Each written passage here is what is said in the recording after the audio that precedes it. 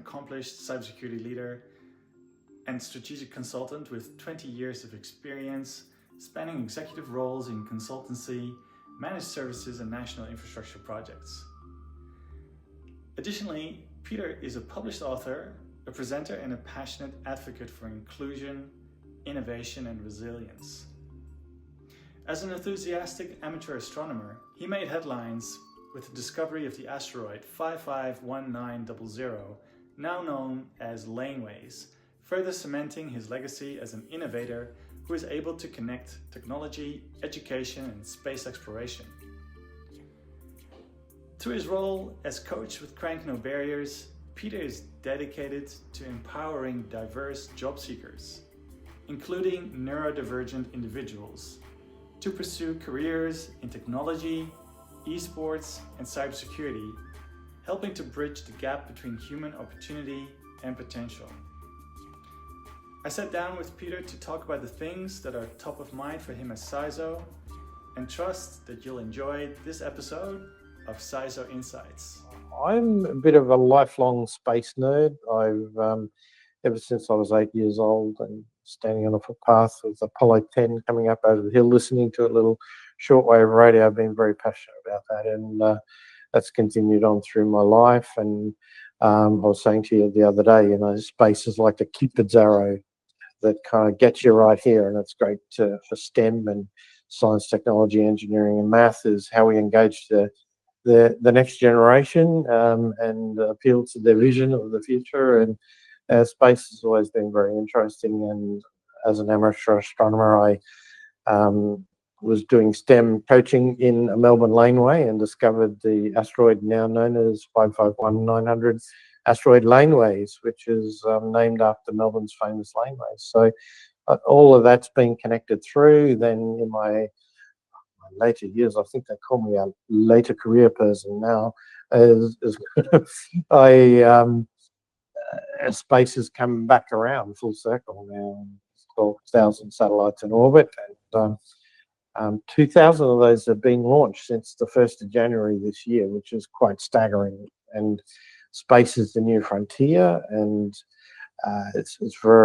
we've got 61 Australian space startups now, so I'm very interested in doing whatever I can to sort of help them build their cyber resilience and uplift so that the space agency in Australia can really grow strongly. And yeah, so aside from that, I do coaching in cybersecurity with the new neurodivergent cohort, and have an amazing opportunity to just work with some people who are not very confident in their own ability, but have incredible skills. And last I heard, the industry needs lots of people. We're short in the cybersecurity industry, so Ryan keeps telling me.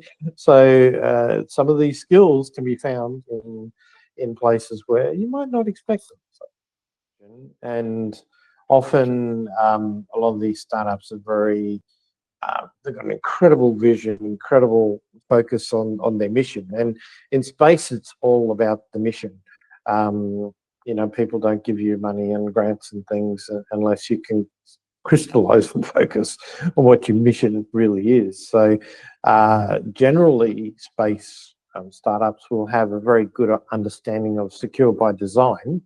But as they build their missions, space missions are always a compromise between weight versus cost and capability, redundancy, and all those kind of things have to be on the table right at the start of the mission, setting the mission goals and designing the payloads and the buses and all those things that are going to go to space. So it's really important to have that. And I think, in the context of the CISO, one of the key roles of the CISO is really setting down the organizational culture of resilience that any company sort of rests on, particularly when we're talking enterprise risk and balancing out, those threat events and things we look at.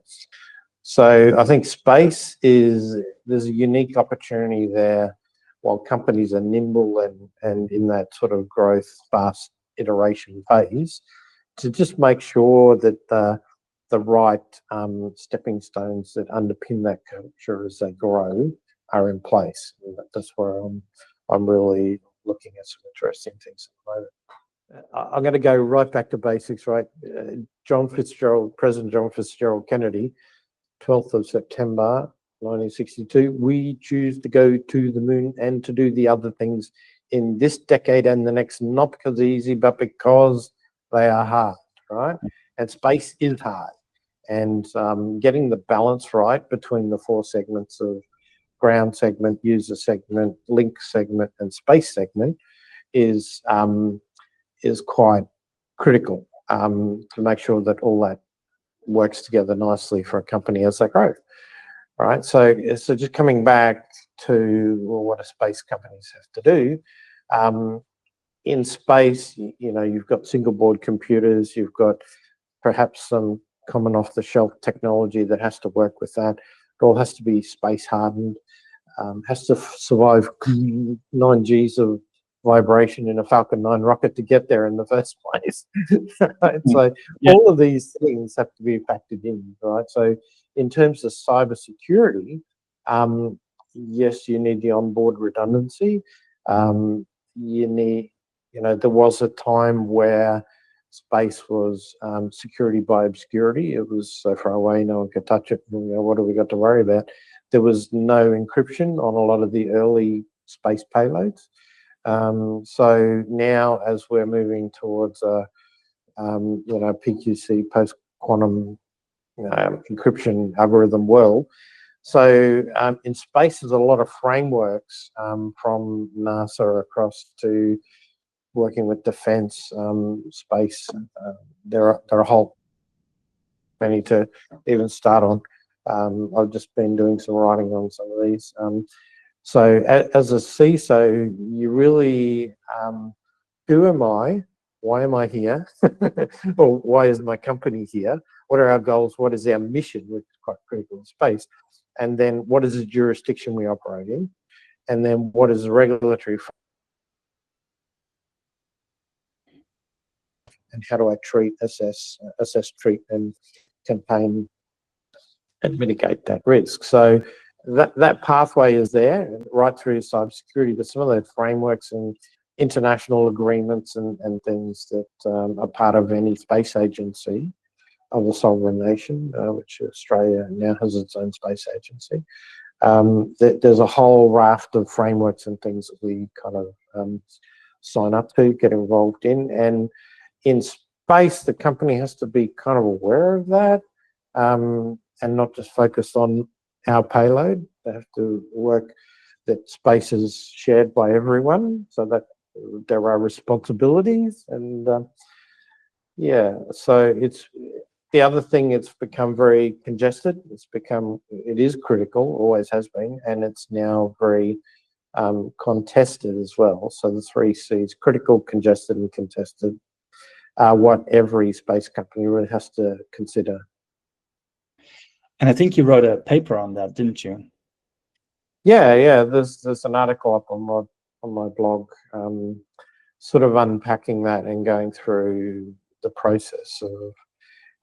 The other thing, often in IT world, we look at plan, do, check, act. In space, it's more of a military OODA, observe, orientate, decide, and act, rather than the plan, do, check, act sort of thing, because everything can be uncertain. There might be things, and you have to be observing, and that's led to a new competency called space situational awareness, which fits into that OO part of the OODA loop, decision-making loop. So it's very interesting. Jamming and GNSS, global navigation systems, are kind of the front line at the moment, because I could be flippant and say, well, every rocket's a missile, and that's why, but pulling it back a little bit, knowing where something is, like, so I as a father get a text at 10 to midnight on a Friday night, oh, Dad, this party's getting out of control, can you come and pick me up? I'm totally reliant on the GPS getting me to this place I've never been to before, right? So, even for a human face on it, that's one thing. And in the last 2 weeks, we've seen 2 world leaders have to land their planes with paper maps because of spoofing of GPS signals to. Now, maybe that wasn't the intention of the spoof, whether they're flying near a conflict zone and people are jamming, GPS to stop inbound rockets hitting the right point or whatever. There's a number of different military applications for that. But we're seeing a crossover into the space domain where that can become quite dangerous. And I think I'm not very familiar with this yet, but it's on my radar. There's aspects of finding new quantum ways of doing GPS tracking that don't involve radio frequencies, because we went to the moon with S-band radio, and now laser comms and quantum communications are the next generation of that question. And I think it starts with a lot of incredible people working in this space. And I see some fantastic things going on up in Queensland as well, and all up and down the coast of Australia. It's amazing, and in the West as well. The key thing for me is everyone has skills, right? Everyone has some sort of skill. And when we look at the crew I'm working with, it's all about lifting capacity. So lifting capacity to be able to do more things. So you can take that skill and you might have an innate ability, but until you can increase capacity and broaden or sometimes focus with neurodivergent people, it's often focusing in and getting rid of some of the noise. Once you have capacity, you can then apply it to become capable. And once you become capable, you can do something for someone. Then once you've done something for someone, you then have proven your capability and can demonstrate a competency that now is everyone else can tap into, right? So for me, it's that simple 4-step journey. So I work through interest and incentive, capacity and capability, and then experience and exposure, and then adaptability and adoption is kind of the 4 phases I work through. Without telling too many brag stories, to have a crew who can identify and triage, contain and isolate an outage or a compromised website before the website owner even knows that 10 of their customers have been breached, to have a crew that has done at least 1 bug bounty submission already. Didn't get paid, but it was a medium level vulnerability. To run a capture the flag team from zero, when I knew nothing about capture the flag, but I learned with them as we grow together. My crew, their tradecraft way exceeds mine now. Not because I'm a great coach, but because we got that incentive, we raised the capacity, they got capable, and they it became the Cupid's arrow thing that we talked about before. That their heart got invested in. This is my future. I do have skills here. I do have capability and competency here, and the industry is now wanting those skills. So the crew at the start of that journey would have had no idea that their unique capabilities or competencies or skills were valued by the industry. And many of them were underconfident, not really believing in themselves. So the secret sauce is the belief in them and their ability to work through that approach of capacity, capability, and competency. There are very many challenges that can be from the family's expectation or the people around them. Some of them don't even have